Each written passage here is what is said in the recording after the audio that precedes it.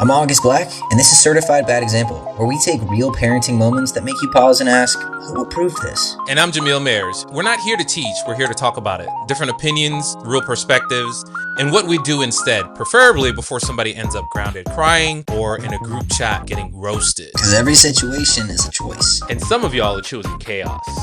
This is Certified Bad Example. Follow, share, and hold on tight.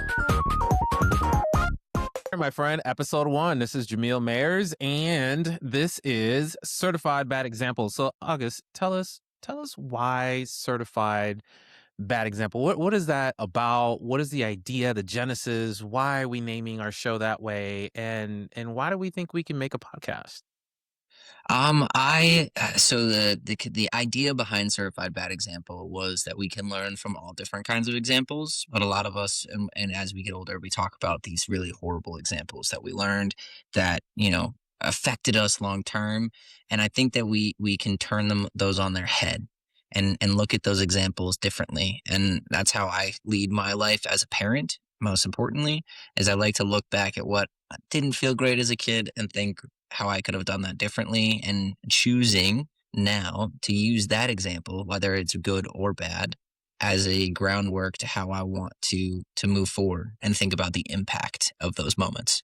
And that's kind of why I think Certified Bad Example gives just as much insight as a good one. So I tell you, when I heard about the genesis, the idea behind this, right? We all have such an exposure to everything that we do. We want to make sure that we're doing the right things and doing good and putting good in the world and making sure if you're a parent, you're providing that good knowledge to our kids. And if you're not a parent, your nieces and nephews, your friends, your uncles, your people at work, we want positive vibes. That's the thing, the buzzword out there, if you will, positive vibes for everyone to get that. But as with anything in this world, there's a yin and a yang, right? There's good, Mm-hmm. there's bad. So I think that not shying away from the bad pieces is how we learn to take that, as you correctly said, and make it good. We have to expose ourselves and our people, our friends, our family to the bad so that they can mentally make that choice and say, "Oh, that was a bad example. Here's how I would do it different." So tell us a little bit about the format. I know that we are looking to pull some examples out of the ether, Yeah, if you so will, and we're not necessarily focused on us trying to tell people how to do things right. I think this is again an opinion basis. This is solely our totally. opinion. Mm-hmm. NBC News does not back us on this. This is our opinion, how we see things, and then we're trying to give examples of how we would reshape it, right? Not necessarily what this person should have done to make it all skittles and rainbows, because life is not like that. But we No. all have opinions. We're parents at the end of the day, and this is our primary job to soak this all in, shift it, change it around, and put it out in a way that's got some sunlight on it. Definitely, and I think like one thing that popped up, and you were like, "Oh, well, parents," and it's like, well, we're parents for the first time. Most of and our parents were parents for the first time, and the dynamics are always changing and always new. So we always learn something. But something that I think that you and I talked about was really when we were picking how we wanted to go about picking topics and whatnot, was to not judge, but to look at a situation and be like, "Oh man, like how would you handle that in your situation given the tools that you have in your toolbox?" And maybe someone listens to this and thinks, "I never thought about using that tool that way," and we can kind of open the door. I think it's about bringing more perspectives into parenting instead of just like, I'm right and what I do is right, or I mess up this week in parenting. I had to put myself in a timeout. I needed one. I was Jeez, that's every week. Like I that's need probably I needed it. She probably needed one too, but in that moment I was not, and I was like not feeling it. And I was like, you know what? I think I need a timeout. And I went and I sat for 5 minutes and set a timer, and she watched me do it. And I got out of the timeout, and she was like, "I love you." And I was like, "Thanks, bud. I'm really sorry that was how I was going about this moment." And we What an reframed it. interesting thing to be able to do, though, as a parent, to be able to have that introspect to say, okay, I need 5 minutes away from Hmm. you so that I can fix my own attitude and come back at you without being, a fire breathing dragon. I think a lot of parents miss that step to say, we put our kids in timeout so that they can change their. First of all, how does your kid learn to do that if you're not willing to do that, right? We Totally. lead by example. If you're not willing to put yourself in a 5-minute timeout, and they're wondering, what am I supposed to do in 5 minutes? Like, change your attitude. How, how am I doing that? Yeah, and you lead by example, right? They're gonna watch you do it. Me getting super frustrated over something very silly, but just consistently getting more and more frustrated. I was like, you know what, this isn't gonna work. I don't. I'm not helping this right now. So my version of helping this is taking a step back. Just like if she were to get super frustrated or something, I was like, if we can't handle it right now, we can take a break and we can try to handle it again in 5 minutes. Like, let's do that. And I then I love just it. was like, you know what? I needed that. But yeah, the examples that we're choosing are a little bit more dramatic. But I think they are also pointing for the time. We live in an age of social media, of a lot of parents who like to set examples. And one of mine is, very shame based, and how we handle the ever changing technology and parenting, and that's at least where I'm coming from this week. All right, so let's get into it. And I will be judging. Yeah. It is I my mean, own this opinion. guy It's needs to be my own judged. opinion. So I don't want people to run away and go, that guy is just, that is the whole premise of the show. We want to make sure that we're giving our unvarnished opinions about some of these things. But at the end of the day, we want to make sure that it is not necessarily, again, the Skittles version of you should have done this and then this would have been the perfect there are 10,000 ways to deal with all these situations. This is ours. Yeah. Yeah. All right, August, Mr. Black, give us your first one. All right. So my first pick, I was researching different topics, and this one came up, and I was like, oh my god, this is such a complex way moment in a parent's life to deal with. So this dad has a 13-year-old daughter. He caught her sending a risky photo to a boy in her class, and his response was to shave her head on live and post it on social media. Oh my God. So first of all, I think that crosses like 10 different lines when the intent was to address one thing. I you know, I think there's always that thin line of don't parent someone else's child. But when you put things on the internet, you open yourself up to criticism. And I think that a 13-year-old is going through an impressionable age. I will assume that she's in high school at some point. And to do that, first of all, whose live are you doing that on? Who's paying attention enough for it to have Hers. made the news? But now she has to go back to school and explain what happened. And even if she decided she didn't want to explain what happened, now it's very obvious because now she's got a scarlet letter, right? Her hair is shaved. Mm-hmm. If this was a black girl, and we're talking about crown, right, is the term that the black community uses for the hair that ladies as well as gentlemen have on their heads. That is such a huge infraction. That is a missed opportunity, in my opinion, to pull that child in closer to have a conversation to say, why do you feel that you need to send this? What's really happening? Are you trying to fit in? Is this boy peer pressuring you? Here's how to better Mm-hmm. handle an online situation. As a parent, here's how we're going to now move forward with your phone access, and manage those kind of things. Social media, maybe we pull back, maybe we don't, whatever. So it's a missed opportunity to manage that, and now you've created this situation where your kid is like, I don't ever want you to see my third account that I'm hiding from you, Mm-hmm. or I never want to bring this situation to your attention because instead of talking to me, you may shave something else off. Just wow. I can't even Yeah. you got me with that story. I know that I couldn't believe it when I wrote it. I read it because I was just like, there, like you said, there's so many missed opportunities. In that moment, the first thing that comes to mind is slut shaming. She's a 13-year-old girl. That's a really young age to put that on her. Like you said, she probably just started high school, so you got to add the peer pressure. And as a parent or a father, that's a moment to sit down and be like, this picture is not your worth. And the person you're sending it to is not worth your time if they're requesting it. You know, it's like taking it back and thinking like, oh my gosh, why do you think she said that?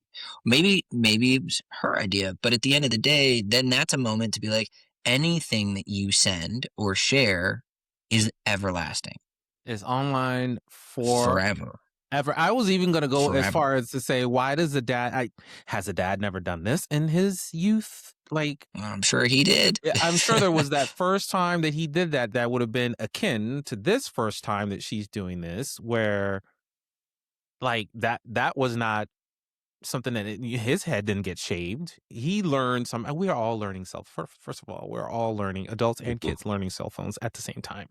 Hmm. So I feel that this was that missed opportunity. Like you have a kid with a cell phone, which is a first for everyone in this world, having kids with cell phones. So it's like, and that's the way you do this? Wow. I know. I and what you said about the crown, it's like you stripped her of an identity. I mean, hair is an identity in itself for so many, but for a 13-year-old girl, I mean, it's just such a big part of life. Yeah, And they have the that colors and the pink and the, you they see. spend like 3 hours in the mirror getting ready, and like I'm one of five sisters. I have or seven, but I Oh, have five jeez, sisters. let's Like not get I've into watched that. that, We have for no girls in this years. house, so I don't know what you're talking about. Yeah, I mean, I'm learning to do hair now, and it is a challenge. But like, I will say yeah, I have seen you do hair. it's You're getting working better. on it.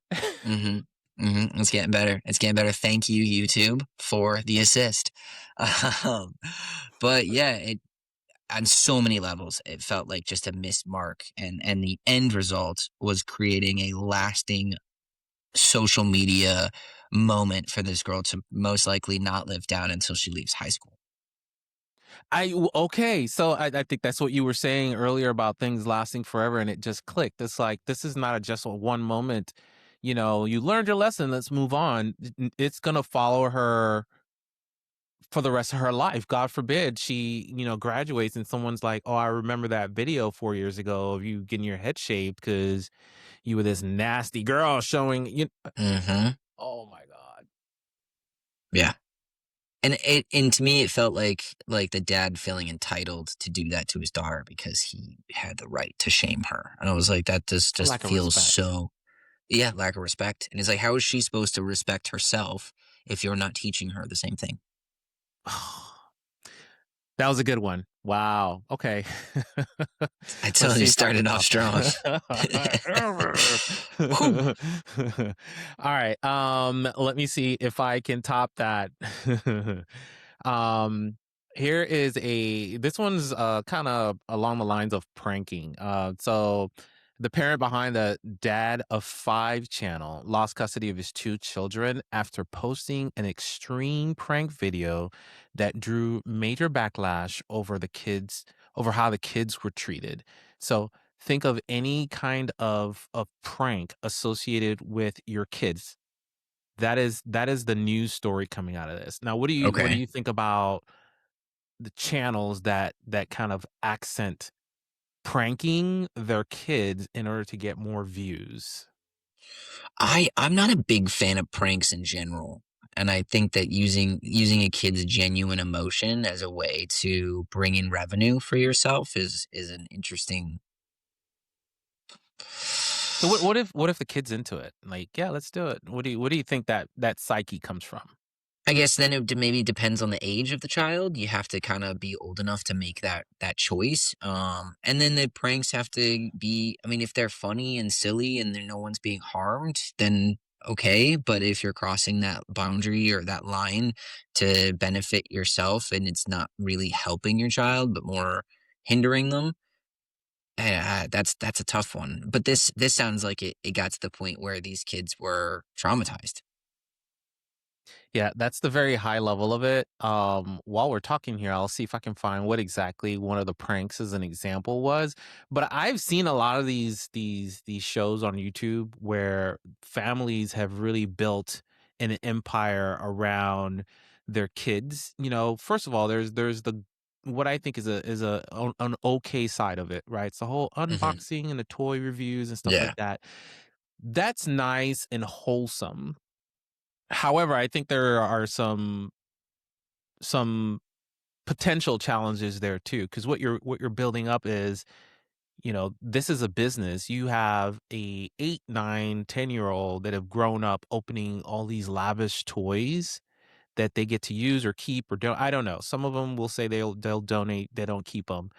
Hmm. But you're still benefiting from that, right? It is, hey, every Tuesday and Thursday, we're on film pretending to open these presents that you're going to enjoy and have fun with. We'll record that, we'll put it up. You have some fame. We take all these lavish vacations because of this machine that we're creating. Yeah. So now when the machine starts to fade and you've grown up and now you want to go in a different direction and it doesn't continue at that level, what do you do with the kid? What do you do with the now teenager? What does that Yeah. do to self-worth? What does that do to self-esteem? Have they really learned business, or have they learned social media? Please like me so I can get more likes. If I don't Yeah. have more likes, then that means you don't like me as an individual. And now I social media. It kind of reminds me a little bit of like just very stereotypical child actors, where Mhm. parents are just pushing and pushing and pushing and pushing and pushing, and like, we know whether or not the kid really, really wants that. Now, my daughter's gorgeous, and every few days we're told to put her in modeling, but she doesn't like bright lights and loud sounds, and I don't like so these bright lights. yeah, they're bright. And so it's like, we're if she wants to do that when she's a little bit older and can make that choice, that's her choice, and she makes the money off of it. But it's not going to change her lifestyle until she's old enough for it. I think I mean, that's at least where we sit for that. But We thought about the modeling thing for our kid too, mhm, and, in my mind, while that would be awesome experience, in conversation with my husband, it's more of an enjoyable experience for me. Like, when I was thinking about it, like, it would be fun to go to Hollywood and, go through all, you get to dress up and you're in front of a uh-huh, camera. I think that's all exciting for me. yeah, I don't know. I think my kid would enjoy it briefly, but then would get sucked into the machine of, okay, now you have a gig on Thursday. You got to miss school, or now we got to pull you out of school, your homeschool, because you've got to be in Milan, or, yeah. so And you can't play basketball this season, and like it takes exactly. away that this is like a very high end, or like very like tip of the mark on this one. But I watched a video a couple of weeks ago, where Will Smith was talking about the Willow, and Mm-hmm. she had And that "Whip My Jaden. Hair Back and Forth" song that came out when I she whip was my pretty hair young. back and forth. I whip it And back. she had done like 5 or 6 shows in a row, and they were like, "You have to keep going." She's like, "No, I'm done. Like, I'm tired. I'm done." And they were like, "No, like you have to keep going. Like, you have to. You're opening. I think she was opening for Justin Bieber or something wild." And so her solution What was a to good shave problem her to have, head, right? right? But it like as a kid, she's like, "I'm tired. I'm done. I want to go home.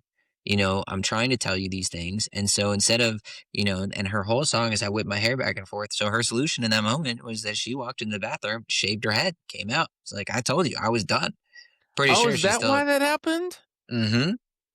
Oh, I did not know that. Yeah, and so that was her way of like taking a stand. So it's like, I think as parents who are thinking about putting their kids or doing that, you also have to, if you're going to use them as a co-creator and a co business owner, you also have to respect them at the same rate. If your kid doesn't feel good or is tired and doesn't want to record or thinks that this prank is too far, like you have to respect those boundaries.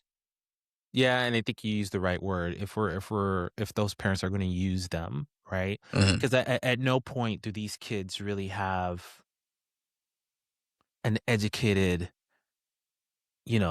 decision making capacity to say this is what I want to do for the long term. I'm sure it starts out as fun, right? Because you're in front of the camera and you've seen all of these kids and people, not just the kids, people grow up watching YouTube and people becoming millionaires off of YouTube. So everyone thinks that they can, and some of them are really successful. And I think the success is what would get most kids, Hmm. right? Because you get to buy that thing that you wouldn't get to have otherwise, and the adults fall into that trap as well. Anyway, This is a rabbit And I hole. Let think me see.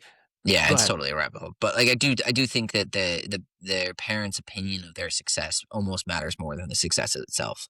Yeah. It's like my parent wants to spend time with me, they like to create with me, and when I make money or a video goes viral, they're happier with me. Oh, So that's a good point.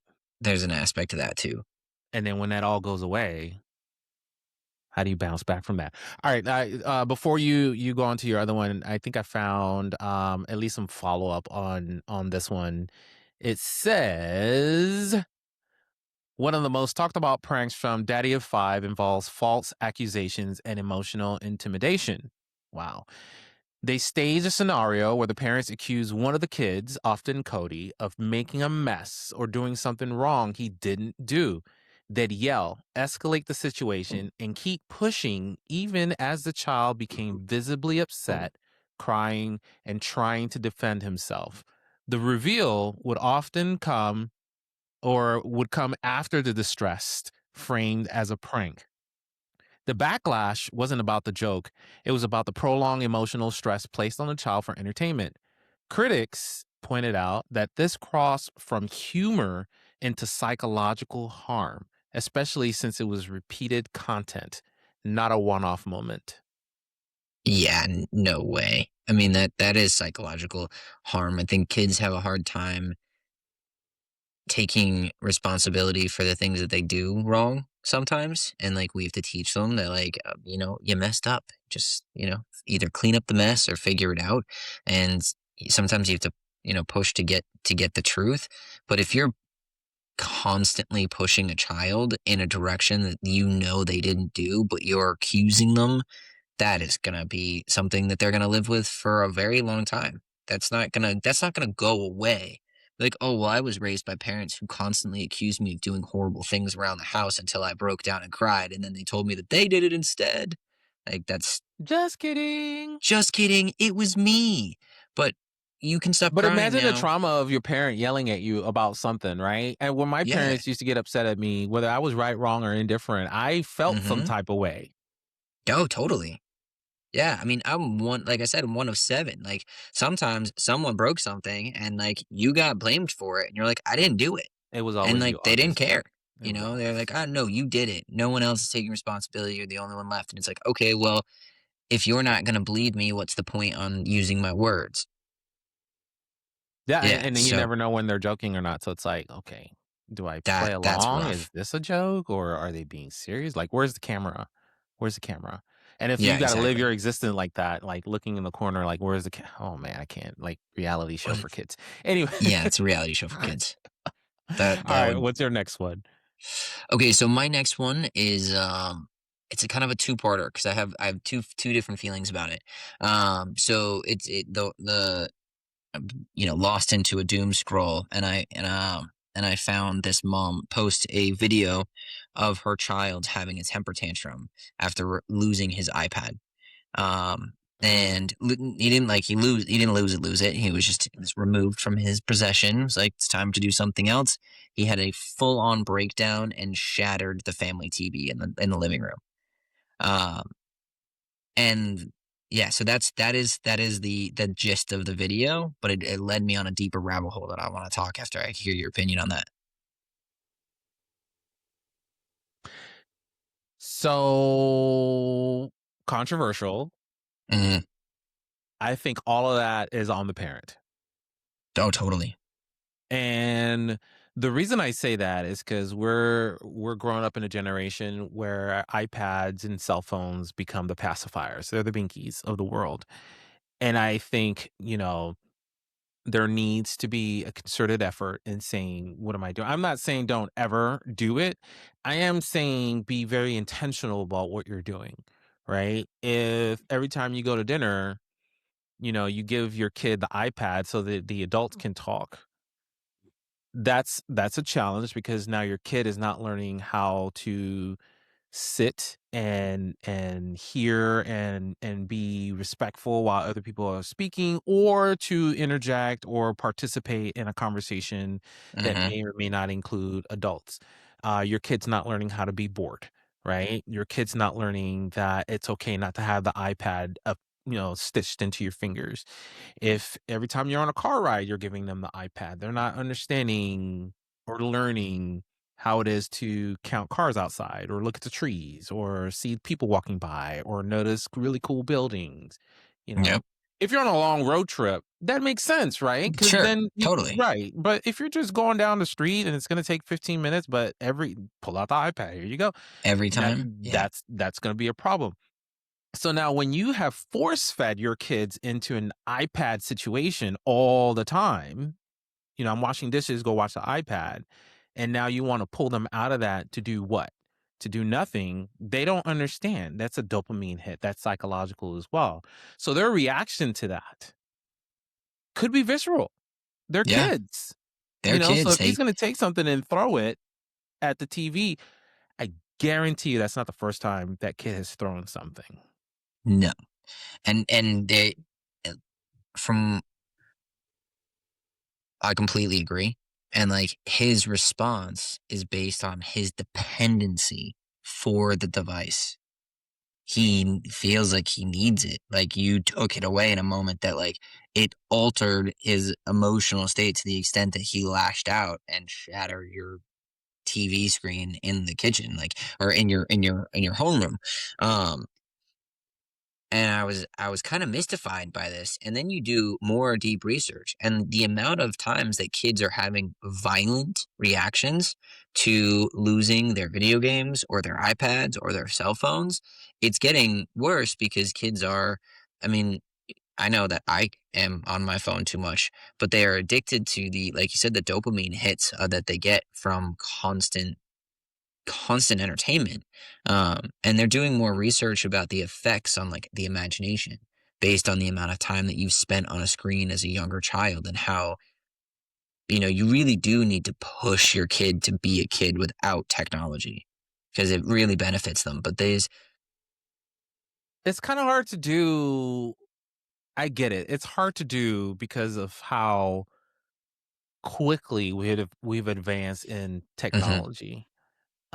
So it's really about recognizing that you're a parent now, and there are certain things that need to be part of that groundwork, right? Mhm. Um, how we grew up, I say the royal we, us adults, we didn't grow up with iPads and stuff like. We grew up outside, so now we have Yeah. social skills that many of our kids today don't have. We had to find how to play with two sticks and a rock and build castles, right? We go on um adventures and become different people and use our imaginations Exactly. to like You hunt bears you in the get on a backyard. bike and you're around the Yeah, neighborhood and you're like you're on a you're we don't have to motorcycle. worry about you, right? Mhm. Um Today now we have iPads. Kids don't want to leave the house. They don't want to go down the street and say hi to their friends because they want to play video games and they want to, talk to their friends online, and I get it. Now, what I would say is my kid is old enough to play video games, and I recognize that because I also play video games. A lot of these games are online. And you can't just quit them, right? If you quit the game, Yeah. you lose your progress and then you lose your ranking and all this other stuff. If you're talking about Fortnite and stuff like that, and then that's a whole different conversation. But I do think there's value in saying, hey, you got 5 minutes, Yeah. and then we need to be off of this, Totally. right? But that's on the heels of you only had 2 hours today to play this, and we're done, right? It's not playing to your heart's content. Or you have to be able to help them manage themselves so that they know, hey, I'm coming up on my 2 hours. I need to start powering down a little bit. Now that may take several tries, but Yeah. that's parenting as well. You can't just all of a sudden expect the child to be able to regulate themselves. They're kids. Yeah. Yeah. They're kids. They have huge feelings shoved in tiny bodies without the Big processing to feelings. understand the effect that they can have on their surroundings sometimes. And it's so simple, but like the 5-minute rule is something that I do for so many things. It's like we're gonna have dinner in 5 minutes. We're gonna leave the playground in 5 minutes. I'm going to give you a heads up on what we're going to do so that you can prepare yourself. And my daughter gets iPad time maybe here and there, especially as a single dad. Like sometimes it's really helpful when I need to walk the dog and it's raining outside. She doesn't want to come. Like that's okay. But I also made sure from a pretty young age when she did get it that I was allowed to take it whenever I wanted. "Oh, can I have that, please?" It's always an ask. It's never just a take it out of your hands, but it gives it so that it's It's my framed as a question, but it is it's not a framed as a question. question. It's not a question. It's framed as one, but it is intentional. It's like, "Oh, can I have that for a second? I need to check something." Just to make sure that it can always be removed and never this like you can't take it from me or it becomes a problem because if I can't take it away, then you don't get to have it. I do believe that. Like if And it's those gonna be a emotions, temp, that reaction is real. I think people yeah, really need to understand that your kid, yeah, it's an act out, right? But hmm it is a real physical, or what would people say, physiological reaction to removing something that they are neck deep in, right? hmm I mean, they're doing Fruit Ninja, and you're like, it is simple for me to just pull this. Why do you care about Fruit Ninja? But they've been Fruit Ninjaing, trying to get to 10,000 for the past hour, and they're almost there. And here you come, and snagging it. they're like, what? So I get it because I play video games. Yeah, So I get it, and my kid plays video games now too, and he's of the class of video gamers that's audible, which I what do am you mean by not. that? Like He's I like don't. talking and His reactions are audio. Oh my god, I can't believe you're. Oh, that's not fair, and you're cheating, and oh, I see. you. Yeah, Yeah. So it's like I'm always like, hey, we don't need to hear your video game, right? We don't need to hear you in your video game. Just play your video. I get it. You're upset. Pause it. Walk away. Come back. And I try to emulate this too when he plays video games with me because I play on like expert mode on my Xbox. So yeah. Okay, oftentimes it takes me forever to beat a game because I keep so you're good at video dying. games. I Hmm well, I am, but I also challenge myself, Yeah, right? Because I will die 30 times before beating the boss. And it may take me 2 weeks because I will turn it off and be like, I'm not touching this for another 2 days because I am like so frustrated with this irritated. right now. Yeah, Right. I was like, oh, so I'll that turn it does off build and come back in resilience, 2 though. days. So I try to emulate that with him. I'm like, okay, Hmm I've tried this. I'm done. And he's like, well, why don't you try? I'm like, no. I'm done. So I turn it off and he's like, well, can I? But I'm like, no, we're not playing right now. Well, let's walk away. Yeah, let's take a That minute. doesn't work for him for some reason. It hasn't clicked yet, right? Yeah, well, Oh, so I'm we like, learned how you to can't do play. it. We learned You how to can't play walk my away. Xbox. Exactly. But we've been playing for such a long time. Yeah, My parents never played Xbox. That I'm wasn't their terrible at video thing. games. Truly awful. Okay, we've already talked about how offensive this is for you, especially for you, August. I know. I know. I know. All right. Here's my last one. Okay. Da, da, da, da, da. All right. A Georgia restaurant drew national attention after a family said they were charged an extra fee tied to bad parenting based on their children's alleged being too loud and disruptive. Oh, whoa. Hmm. I, I don't know if I love that or hate that. I think I might like that. Okay, let's hear about why you like that. That was different than I thought you were going to say, but okay, let's go with it. I mean, okay, like I think there's obviously there's a spectrum of what we can expect from kids, right? But if you're bringing your kids out for dinner, and I think there's a limitation. Anyone under the age of 4 is not something that you can really control. They're very young. I think 4 is probably about the age 4 or 5. Where going out to dinner is just it's a shot in the dark. You might have a great meal and everyone behaves super well, or you don't. But if you have older kids that can't get through a meal and are incredibly Well, okay, so disruptive, what are older kids to you? I don't know, like at 6 to 12. Okay. When you said older kids, I don't know why I thought like 15, 16, which would be No, the horrible if your teenagers should be able to 15-year-old behave can't get through a themselves. Yeah. meal. If a 15-year-old can't get through the meal, you truly did something wrong. But yeah, I don't know. Like that's so tough because I like to go to this coffee shop, and every once in a while there'll be a parent at the coffee shop with a kid who just is screaming and yelling, and most people go there to sit and work or to have conversations and have a nice time. And I have a very it's pretty strict rule with my daughter where it's like we have coffee shop behavior, and if we're not going to behave that way, we're not staying. So there's like, because one, it's enjoyable for me. It teaches her a good lesson, but I think kids should be able to belong everywhere and respected to belong everywhere. I don't like restaurants that don't allow children. But if yours can't behave themselves for an hour and a half, then it's not the restaurant's fault. I agree. So I'll okay. Let me be devil's advocate here Yeah, please. because you have to be able to take your rowdy ass kids Hmm. to a restaurant where you know they're not going to behave properly, so that is training ground, right? Okay. There's a lot you can do at home. This is how we behave when we go out. This is my expectation when you go out. But when you're out, kids forget everything because they're not in the same environment. They're excited.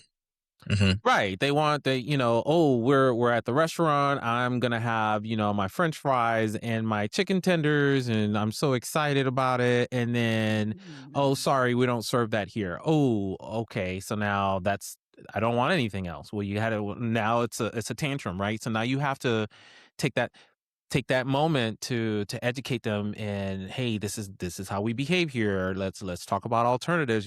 So I do think that every now and again there are moments where you will see kids behaving in a very outlandish way Hmm. as a means to say, we're out, we're learning.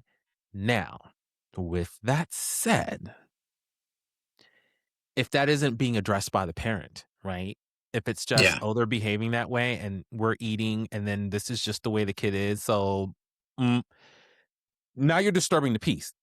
Now you're not in teaching mode. You're in this is whatever it is mode. I think Okay. that deserves to be challenged. But who's going to do that? No one's going to walk up to a table and go, "Why are your kids behaving this way?" And for a restaurant to have that opinion of what's going on, you don't know my circumstance. My child could be on the spectrum, So true. right? So it's like I recognize that it's kind of like the baby on the airplane. Yeah. What do you want me to do? Throw the baby There's out the the we're in window. the air. Yeah. Like Yeah. you're And suffering with me. they can't clear their ears. You can't judge them. They're babies.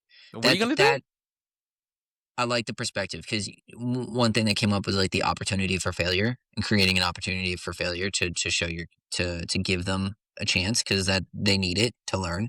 Um, and two, the difference between a parent who is actively trying to teach their child how to behave in public in that moment, or parents who are ignoring the behavior. Agree. Like we Yeah. need we need to be able to take a moment and say, what if this was me? Have I been here before? Hmm. Right? Because I can say that I was often that person on the airplane when the baby's crying. You're like, oh my god, like oh, this is gonna be a long flight. Hmm. But now that I have kids and oh, sorry, no s. Now that I have a kid, uh, and he comes with his own challenges as kids usually do. They do. Now I am internalizing asking for patience from people when we're having a moment, right? So oftentimes you don't know where that moment's going to be.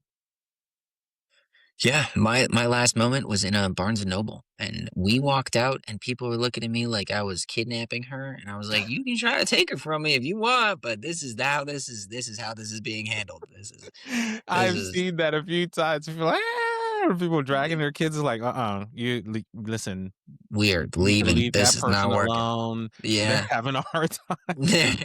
They don't want to be there either. And you want to get on the floor and kick and scream too, but you've decided that you're gonna just do that later. Like, do you want this going out the door, or do you want this next to you in Barnes and Noble? Pick your poison. Yeah, you want to try to take. You think that this is going wrong. You take her and tell me how it goes, because this Good couldn't luck. go any better. All right, so we're gonna segue into our positive end note right now, and one of my favorite Instagram duos to find is Cooking for Levi. I've been following them since this kid was a tiny tot, and the dad has made ridiculous, elegant meals for this little kid. And I just stumbled back onto their page, and now Levi is doing the cooking, and that is just Wait, so how old is fun. Levi now? Maybe 4. I think maybe No 4. way. Yeah, Wow. yeah. I was about to say he's like preteen now. You're saying 4. No, That's still no, pretty cool. it's super cool. I mean, like they're like smashing garlic, and he was like trying to do it, and he couldn't do it with his hand. He's I'm too weak. And he's like, but there's a trick, and it's just fun to see this dad take so much time and care into one feeding his kid, but also teaching his kid really healthy habits with food, and a skill. I mean, Levi's gonna be able to cook for his whole life based on just like the time spent in the beginning with Okay, a I know you. parent I who know really you were going to cared. read something, but that's already a good story. Yeah, And we're that's my done. story. Yeah, that's it. That's my story. That's my positive. I like to follow parents and people who spread some positivity, and Cooking for Levi is definitely one of those. So I think again, those positive stories that are intentionally positive stories. I'm sure he probably started it out saying, "Hey, I just want to do something fun with my kid," and now it's turned into something. Maybe I don't know what his following is, but I think anytime you have an opportunity to find something that you and your kid mesh on, capitalize on it, because it doesn't always show up this early. I think he's very lucky that it's shown up this early, and his kid's like, "Yeah, let's crush some garlic, cool." For others, it may take a while, mid what do you call it, formidable years, maybe early teens, maybe late teens, maybe as an adult that you then connect with your parents and you're like, yeah, we go to the cinema all the time, or we go see a play all the time, and my Yeah. parents are my best friends now, and I hated them as a teenager, or vice versa, right? I loved my parents growing up, and now they're a pain in my butt as an adult, or whatever that happens to be. So I think that finding those connections this early is, I mean, I'm a dad. I struggle sometimes with connecting with my kid, and then I think a lot of things come into play. Life, right? Am I in the mood for it? Am I in the right mental space? Did you just piss me off, and now you're asking for something like? You're not there Yeah. yet, but it will happen. When you get into the early teens and the two things don't touch. Like, I just did something I wasn't supposed to, but I still need this. So those two don't connect in their heads. It's two separate things that should be handled separately by two different personalities of a dad. And it's like, no, I'm a person. Well, yeah, it's like I want this and I need you still. So it's like I want this freedom and the autonomy to choose and to be a dickhead because I'm a teenager and that's what teenagers are. And there's a grace that has to be given because I remember my teenage years and growing up with so many teenagers. Like there's little control over. So we're going to spend a whole episode on that next time then, since you brought it up. All right, I'm excited. And then the other side is like, but I still need you because I'm still a kid and I'm still figuring things out and we're going for it. So the cool thing and the one thing that I really like about this and a couple of other parents that I follow is that it's not only that they're finding the connection, but they're intentionally creating a connection through things that they find passion through. So it's that cooking and the passion through the food and sharing that with their kid at such a young age. I think it's contagious. It's that nurture versus nature. It's not just it's a created bond. And as you get Yeah. older, you're then picking up their creative bonds and making the choice to invest time into what they love and they find passion into. And that is, I think that through line is really something to kind of look for as parents or Now, the people. only warning sign that I will give there, my last comment on this is parents making sure that it's not a an opportunity to live vicariously through their kids, right? Don't put that one thing that you wish you could have done on your kids, and then 6 months from now when they go, yeah, I lost interest in this, you're all befuddled, if you will. So Yeah, I grew up with that. That was most of my childhood. So it was vicarious competing and living and not being able to retire when requested and being like, no, you got to keep doing it. It's like, well, I'd like to learn and do something else that might fill my cup and not yeah, yours. that's me and my kid. We're like, oh, we're gonna play basketball this, okay, and now we're playing football this season, okay, now we're doing this season, okay. So it's like, you as a parent have to be mentally ready to say, we're gonna go through 15 sports, and there's a high possibility that none of them are like of interest, but there's a possibility that one or two of them are like, yeah, and they could be the ones you tried last. Yeah, totally. So I And like mean, you you're should a try parent. everything. Try everything, figure everything out. I think that's cool when like kids are a little bit younger too, and all the sports are in different seasons. Like, let's do a bunch of different stuff and see what you connect with. And if it's not sports, it's choir or theater or art or whatever. You're making the choice to give your kid space to who they're going to be, because they're going to figure it out with or without you. But like, how cool is it to have a parent be like, let's figure it out together, or why don't you figure it out and I'm going to support you through that. Yeah, well, I like part B. Thank you. I always go back to when parents are like, I want my kids to have more opportunities than I ever did. It's not just about work and career and life opportunities to make money. It's about everything that comes before that too. The opportunity to choose a sport if your kids are into sport, or to choose an art form, or to sing, and these are ebbs and flows, because we as an adult are already into our own ways, and it is us that need to move out of our own ways, because the kid, I did that this morning. My kids got the music blaring downstairs and it's too loud, so I could go downstairs and go rip it out the wall and go, don't get any music today, or I can tell him again, because we do this all the time, myself and my husband, turn it down. Like, by the time you're up and moving around, we're at work. We're on conference calls, and we can't have Biggie Smalls jamming in the back because you just discovered Biggie Smalls, and we've known about him for 30 years. Good for him for discovering. He does that to me all the time. I have a TikTok on this on Fathernetics. Have you heard of Bone Thugs and Harmony? Really? Have I Like, heard? you got that from me playing it 5 minutes ago. He's like, but I'm going to take credit for it right now. Don't worry about it. I just discovered it. Listen to the song. Like, dude, go sit down somewhere. Anyway. I wonder if you could like put a lock on the volume. You can do that on headphones. So my husband and I we try to think of ways to not be restrictive, right? Because I think Okay. once upon a time I was in that mode, just be restrictive, just turn it off, cut it off, remove it. But that doesn't teach you anything other than when you're in trouble, you lose something. It's all about trying to teach self-control, and there's a limit to it, right? There are moments where you're like, this is gone for 3 days, and then you'll get it back. But if we put a lock on the volume, then that impacts us too, because he's listening to the HomePod in the living Okay. room. So now when Oh, we I go see. sit down and watch TV, the volume, now we got to go in and change the settings. So Locked it's an volume. inconvenience for us rather than just teaching him, hey, that volume too high. So Yeah. It's like anything above this during work hours isn't going to work. right, and you should be Yeah. at school. Let's get you to school. All right. All right, August, take us out. All right, guys. Thank you so much. This is Certified Bad Example, and we are so happy that you came and listened and follow, share, like, subscribe, all the above. Have a great day. Thanks, guys. Boom.